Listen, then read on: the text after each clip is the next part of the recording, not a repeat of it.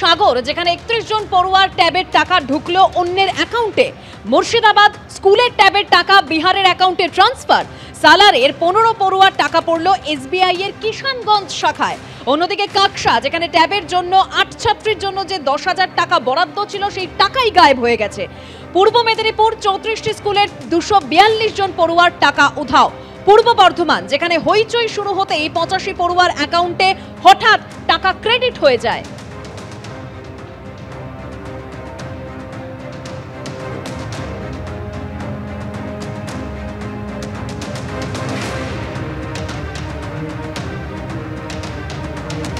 বিভিন্ন জায়গায় ট্যাবের টাকায় দুর্নীতির অভিযোগ। মালদা, মুর্শিদাবাদ, পশ্চিম বর্ধমান, পূর্ব বর্ধমান, উত্তর 24 পরগনা, পূর্ব মেদিনীপুর, একের পর এক জায়গায় ট্যাবের জন্য যে বরাদ্দ টাকা ছাত্রছাত্রীদের, সেই টাকা কখনো অন্যের অ্যাকাউন্টে ঢুকে যাচ্ছে, কখনো অ্যাকাউন্টে পৌঁছচ্ছেই না টাকা। অন্যদিকে দিকে দিকে ট্যাব কেলেঙ্কারি। এবার সাগরেও তরুণের স্বপ্ন চুরি। সুন্দরবন পুলিশ জেলাতেও অন্যের অ্যাকাউন্টে ঢুকলো ট্যাবের টাকা। সাগর থানা এলাকার মহেন্দ্রগঞ্জ হাই স্কুলের 31 জন পড়ুয়ার টাকা ঢুকলো অন্যের অ্যাকাউন্টে।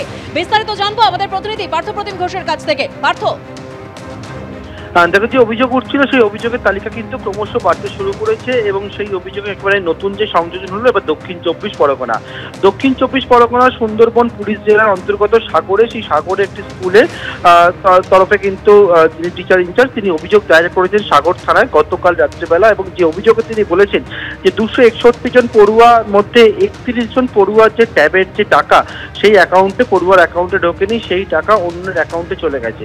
ইতিমধ্যে সুন্দরবন পুলিশ জেলার তরফে যেটা বলা হচ্ছে, তারা কিন্তু গোটা ঘটনা তদন্ত শুরু করেছে। সাগর থানায় এফআইআর হিসেবে গোটা বিষয়টা ট্রিট করা হচ্ছে, কিন্তু কিভাবে গোটা ঘটনাটি ঘটলো, কে বা কারা যুক্ত রয়েছে সেই বিষয়ে খোঁজ নেওয়া হচ্ছে।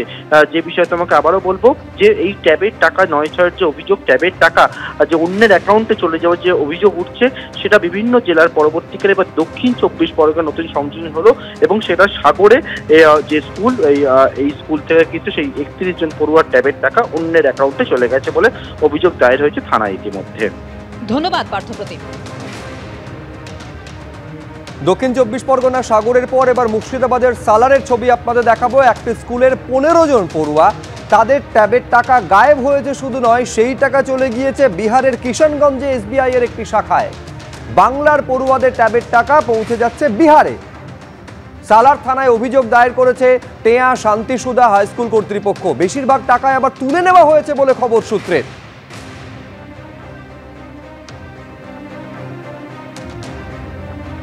এই যে ট্যাবের টাকা নিয়ে কেলেঙ্কারির অভিযোগ সামনে আসছে, এটা শুধুমাত্র কোনো একটা জেলায় বা দুটো জেলায় হয়েছে এমনটা নয়, রাজ্য জুড়ে জেলার পর জেলাতে এই ছবি দেখা যাচ্ছে। যেমন পশ্চিম বর্ধমানের ছবি এইবারে আপনাদের সামনে রাখবো। কাকসার ঘটনা, ট্যাব কেলেঙ্কারির অভিযোগ সেখান থেকেও সামনে এসেছে। কাকসা গার্লস হাই স্কুলের 8 জন ছাত্রীর অ্যাকাউন্টে ট্যাবের টাকা ঢোকেনি বলে অভিযোগ। শিক্ষা দপ্তর এবং সাইবার ক্রাইম শাখায় অভিযোগ জানিয়েছেন প্রধান শিক্ষিকা।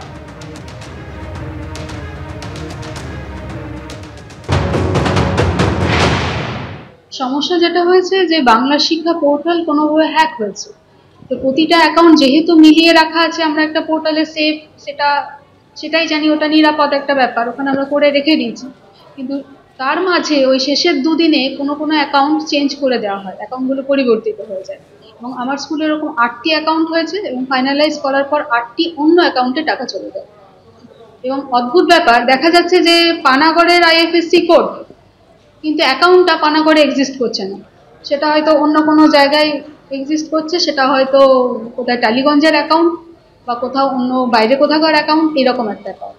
ইউনিয়ন ব্যাংক পানাগড়ের আইএফএসসি, অথচ সেটা এখানকার অ্যাকাউন্ট নয়। শিক্ষা দপ্তরে যেখানে যে অভিযোগ জানানো সেগুলো জানিয়েছি এবং তার বাইরেও আমাদের সাইবার সেলে বলা হয়েছিল, সেই জায়গায় জানানো হয়েছে, কমপ্লেন লজ করা হয়েছে।